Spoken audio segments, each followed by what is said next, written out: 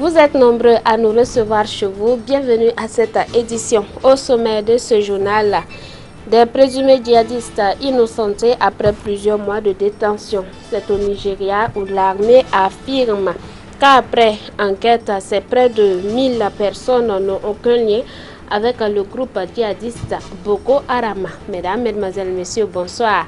Merci de vous informer sur la télévision de la famille. Ouvrons cette édition par une brève. Tribunal de grande instance de Fadagourma. Combien coûteraient les pots de félin à 2 présumés trafiquants? Le 17 décembre 2018, la direction des opérations du ministère de l'Environnement a procédé à l'interpellation de 2 présumés trafiquants de peaux de panthère et de lion à Ouagadougou. Ces trafiquants ont donc été entendus à la barre hier mercredi à Fada. Et cela à la faveur de la collaboration entre l'ONG Conservation Justice Eagle et le gouvernement burkinabé. Il faut relever que le 19 juillet dernier, 4 personnes ont été interpellées à Ouagadougou en pleine tentative de commercialisation de 20 peaux de crocodile.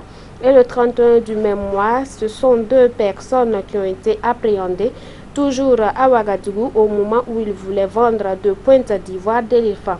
Toutes ces opérations ont été menées une fois de plus par la direction des opérations du ministère de l'Environnement avec l'appui de l'ONG Conservation Justice Eagle.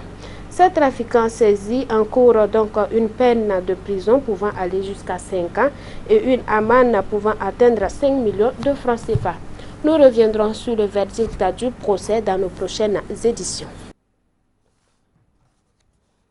À jour J-9 du marathon Palga du Grand Ouaga, le comité d'organisation a initié un point de presse pour rassurer l'opinion publique de la tenue effective de l'événement. Les détails avec Yannick Kaboré, Odette Zongina. Tout semble fin prêt pour le bon déroulement de la première édition du marathon Palga du Grand Ouaga. Cet événement sportif qui se veut de grande envergure résulte d'un partenariat entre la mairie de Ouagadougou et le journal quotidien L'Observateur Palga. Nous démarrons, c'est-à-dire en fait à 6 h devant le siège de l'Observateur. 6 h le samedi, c'est devant le siège de l'Observateur.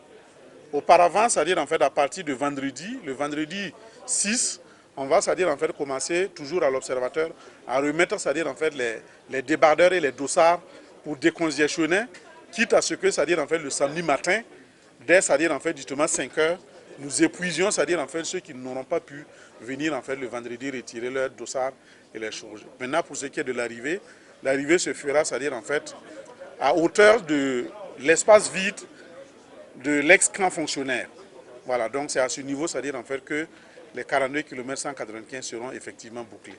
Nous essayons en tout cas vraiment de ne négliger aucun détail pour que tout se passe bien. Que ce soit, c'est-à-dire en fait justement le transport, c'est-à-dire l'hébergement des étrangers, le problème du circuit est réglé, il y a le village artisanal. Il ne faudrait pas oublier la retransmission en direct de la cérémonie, de la soirée de gala. Côté dispositif, les mesures sont prises pour assurer le bien-être des participants. Foi de la mairie centrale qui ne ménage aucun effort pour que l'impact du marathon puisse nuire la notoriété de la capitale burkinabé. Intéresser la population à cet événement, parce que ça va traverser beaucoup de secteurs, ça va traverser beaucoup d'arrondissements, donc nécessairement, l'apport de la mairie, c'est d'abord intéresser la population de la ville de Ouagadougou de s'intéresser à ce marathon et apporter plus de lumière sur le plan africain de la ville de Ouagadougou. Donc l'apport de la mairie, moi je pense qu'il a à plusieurs niveaux. En plus du Maroc, l'Éthiopie, le Kenya, le Sénégal, le Cameroun, le Niger, le Bénin et le Ghana qui ont déjà confirmé leur présence. Ce sont une dizaine d'autres pays qui prendront part à cette compétition prévue se tenir ce 7 décembre 2019. Le comité d'organisation attend en tout environ 700 participants. Le grand gagnant, lui, lui remportera la cagnotte de 3 millions de francs CFA, tandis que les sommes de 1 500 000 francs CFA et 750 000 francs CFA reviendront respectivement au deuxième et au troisième du classement. Et puis, la deuxième convention nationale de l'Alliance des femmes évangéliques a pris fin dimanche dernier sur des notes de satisfaction selon les responsables du mouvement. C'était également l'occasion de célébrer les 30 ans du mouvement. Le reportage est de Moïse Kinda. Mais dans la main comme un seul homme de 14 associations féminines, des églises et missions évangéliques pour une même cause, celle d'accomplir la grande commission du Seigneur Jésus, décrit dans Matthieu 28, 19 à 20. Durant 5 jours, environ 1500 femmes se sont retrouvées à Ouagadougou au site du 75e anniversaire des Assemblées de Dieu pour célébrer le 30e anniversaire de l'Alliance des femmes évangéliques. Plein de satisfaction parce que 30 années avec Jésus, Jésus est resté avec nous. Il nous a appris, renouvelant de qui il est. Il n'est pas divisé et il est humble et il considère tout le monde, il accepte tout le monde. Et c'est dans la joie que nous apprenons que nous devons nous unir. Et Jésus est réconciliateur. Donc nous a donné un esprit de réconciliation. Donc tout cela nous permet de rester unis dans le corps de Christ. Une cérémonie qui a vu la présence effective de Mme Sika Kabouri, époux du président du Faso, venu encourager les femmes de l'église évangélique pour leur contribution à la paix et au développement du Burkina Faso. Pour l'organisation et le succès de ce 30e anniversaire.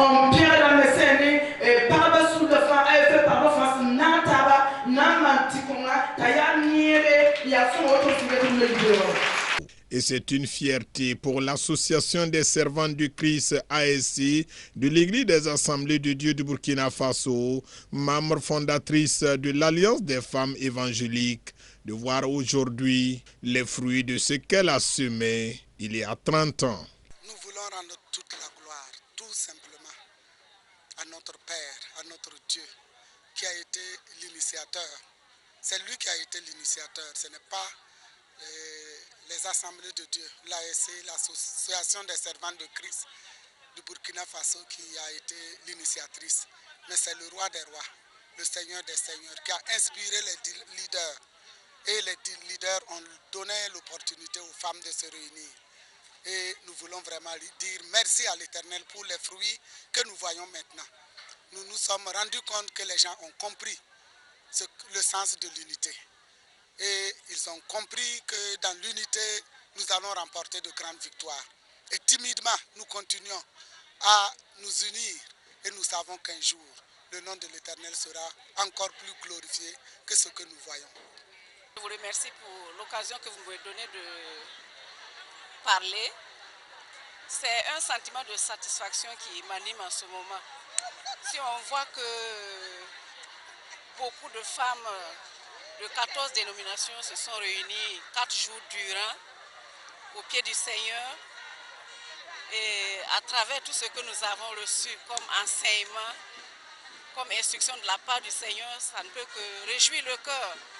Parce que le thème, comme le thème le dit, marchons d'un même pas, nous voyons que ça a été des occasions vraiment pour nous femmes de nous unir et de rester au pied du Seigneur pour recevoir vraiment de lui.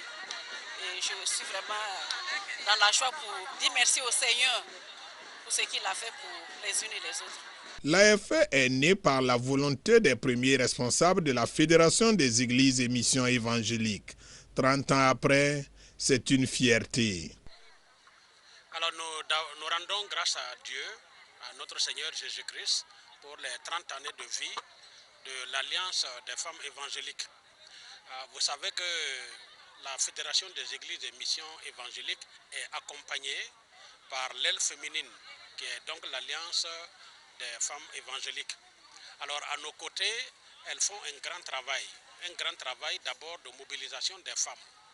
Parce que lorsque nous voulons mener une activité, nous interpellons les femmes doivent se joindre à nous pour mener l'activité et alors elles mobilisent les femmes pour que ensemble, premièrement, nous prions. Alors, pendant les 30 années, nous nous sommes beaucoup servis de l'Alliance des femmes évangéliques pour la prière. La prière avant tout ce que nous voulons faire. Tout ce que nous voulons faire, eh bien, c'est le Seigneur qui vraiment nous donne la capacité, c'est lui qui nous donne la force, c'est lui qui nous donne son conseil et c'est lui qui nous donne toute la sagesse et le discernement dont nous avons besoin pour mener le travail. Cette cérémonie de clôture a été l'occasion également pour les responsables d'encourager et d'exhorter les participants à mettre en pratique les enseignements reçus à cette deuxième convention de l'AFE. Les organisateurs ont décerné des certificats de reconnaissance aux pionniers du mouvement et à des personnes ayant contribué à la vie de l'AFE depuis sa création en 1989 à nos jours. Je vous l'annonçais en titre, l'armée nigériane a libéré mercredi près de 1000 détenus auparavant soupçonnés d'appartenir à Boko Haram, après les avoir innocentés de tout lien supposé avec le groupe djihadiste. Après un séjour à la prison militaire de Maïdougouri dans le nord-est du Nigeria, ces anciens détenus, dont certains ont passé des années derrière les barreaux, retrouvent enfin la liberté. Ils sont près d'1 millier et ont tous été incarcérés sur des soupçons d'appartenance à la secte islamiste Boko Haram. Mais après enquête, ils ont été déclarés innocents par l'armée nigériane qui les a remis aux autorités civiles de l'État de Borno pour faciliter leur réhabilitation et leur intégration. Ces 993 personnes soupçonnées d'être membres de Boko Haram qui ont été innocentées aujourd'hui signale le début de la paix dans l'État de Borno. Il s'agit de l'une des plus importantes libérations en masse de détenus effectuées d'un seul coup par l'armée nigériane. En octobre déjà, elle avait libéré 25 enfants après la publication d'un rapport de Human Rights Watch accusant les militaires de maltraitance et de torture. L'armée nigériane a fait ces dernières années l'objet de dénonciations de la part des organisations de défense des droits de l'homme qui ont longtemps critiqué les arrestations de masse dans le cadre de la lutte contre Boko Haram, dont l'insurrection a fait plus de 35 000 morts. Économie, dans ce journal, l'Éthiopie vient de signer un accord avec l'un des hommes les plus riches de Chine, nommé Jack Ma, patron du groupe Alibaba. Un accord donc qui permettra à Addis Abeba, capitale de l'Éthiopie, de devenir une plate tournante du commerce électronique mondial sur le continent africain. La capitale éthiopienne Addis Abeba peut-elle devenir une plaque tournante du commerce électronique mondial sur le continent? C'est l'ambition affichée alors que le pays vient de signer un accord avec l'un des hommes les plus riches de Chine et patron du groupe Alibaba, Jack Ma. Lors de la cérémonie lundi, le Premier ministre éthiopien s'est enthousiasmé de cette initiative et il s'est engagé à soutenir le projet. L'Éthiopie, avec Jack Ma et Alibaba, fera de cette vision une réalité. Comme je l'ai promis à Jacques ce matin, je serai le chef de projet pour les investissements d'Alibaba en Éthiopie. Je serai un vendeur pour le continent. Cet accord pourrait stimuler les activités économiques, les investissements technologiques et l'esprit d'entreprise en Éthiopie. Vous avez un excellent produit, mais ce que l'Éthiopien devrait faire, c'est changer la façon de vendre le café. Vendre le café directement à des millions et des millions de consommateurs. Autrefois, on envoyait le café dans des conteneurs. À l'avenir, n'importe quel consommateur, n'importe où dans le monde, peut acheter du café éthiopien en ligne à l'aide d'un téléphone portable et peut être livré en 72 heures ou moins. Et puis les agriculteurs seront heureux, les consommateurs seront heureux, moins il y aura de distributeurs, plus l'intermédiaire sera à l'étroit. En 2018, la Fondation Jack Ma a lancé le prix Netpreneur à l'intention des chefs d'entreprise africains de premier plan. Il fournira 10 millions de dollars à 100 entrepreneurs africains sur une période de 10 ans grâce à l'innovation locale, à l'autonomisation économique des femmes et des petites entreprises. Pendant ce temps, l'État islamique vient de subir une cyberattaque contre sa propagande, une attaque perpétuée par le parquet fédéral belge dans le cadre d'une de ses enquêtes. Des milliers de comptes actifs reliés à Daesh ont été neutralisés. L'État islamique vient de subir un nouveau coup dur. La propagande en ligne de l'organisation terroriste a été frappée ce mardi par une cyberattaque de grande ampleur. Aux manettes de l'opération, le parquet fédéral belge, dans le cadre d'une enquête rondement menée en collaboration avec l'agence de police européenne Europol. L'action sans précédent a permis de neutraliser des milliers de comptes actifs reliés à Hamak, l'agence de propagande de Daesh. Au moins 26 000 éléments de contenu ont été piratés, parmi lesquels des vidéos de propagande et des comptes sur les réseaux sociaux à la gloire du terrorisme. Un homme a également été arrêté sur les îles Canaries. Il est soupçonné d'être l'un des diffuseurs les plus importants de l'organisation État islamique. En 2018, la justice belge avait déjà tenté de mener ce type d'attaque. Les moyens déployés alors étaient bien moins importants et de nombreux comptes avaient fini par être remis en ligne. La coopération avec Europol s'est révélée efficace. C'est une importante victoire, mais ce n'est pas la fin de la guerre. Les forces antiterroristes appellent à la prudence. Cette cyberattaque ne signifie pas la disparition de Daesh. Est-ce un succès à 100%? Nous ne le savons pas. Mais c'est un coup sévère porté au groupe qui ne s'y attendait pas. Toutefois, l'organisation devra faire un effort considérable pour que sa présence en ligne atteigne de nouveau ce seuil. Ce nouveau coup porté à l'organisation terroriste intervient quelques semaines après l'élimination d'Abou Bakr al-Baghdadi. Le leader de Daesh a été abattu dans une opération américaine en Syrie. Plusieurs de ses proches ont également été arrêtés. Il représente une véritable mine d'informations pour les forces antiterroristes internationales. Nous terminerons cette édition par les caprices de Dame Nature, la moitié des États-Unis paralysée par la météo. Jamais vu depuis 1962, une forte tempête balaie le pays d'est en ouest. Un week-end de Thanksgiving qui s'annonce cauchemardesque pour des millions de voyageurs américains. Dans l'ouest et le Midwest, la plupart des grands axes ont été coupés après des tempêtes de neige et des centaines de vols ont été annulés à cause des vents forts. L'événement climatique est exceptionnel. Pour les météorologues, un événement aussi violent n'avait pas touché une aussi large partie du pays depuis 1962.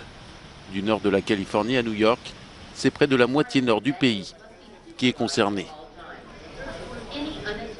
Il y avait beaucoup de klaxons, des accidents dans tous les sens, j'en ai vu de partout.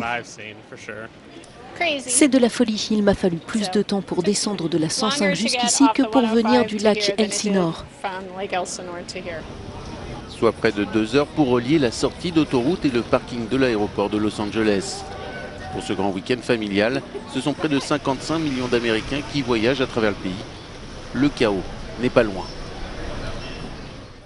Voilà, je rappelle pour vous cette brève avant de terminer cette édition. Tribunal de grande instance de Fadagourma. Combien coûteraient les pots de félin à 2 présumés trafiquants? Le 17 décembre 2018, la direction des opérations du ministère de l'Environnement a procédé à l'interpellation de 2 présumés trafiquants de peaux de panthère et de lion à Ouagadougou. Ces trafiquants ont répondu hier mercredi devant la cour de Fada, et cela à la faveur de la collaboration entre l'ONG Conservation Justice Égale et le gouvernement burkinabé.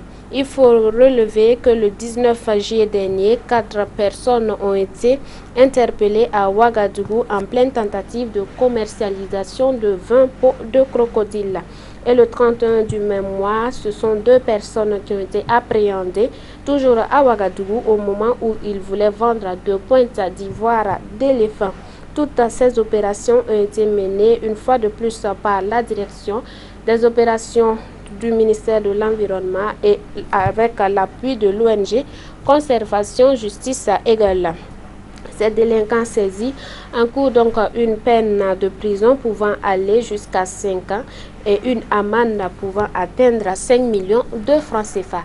Nous reviendrons donc sur le verdict de ce procès dans nos prochaines éditions. Ainsi s'achève ce journal. Merci de nous avoir suivis. Toute l'équipe de production se joint à moi pour vous dire excellente suite de programme sur Canal Vimkwera. Bonsoir à ceux qui nous suivent depuis la ville de Bobo-Dioulasso.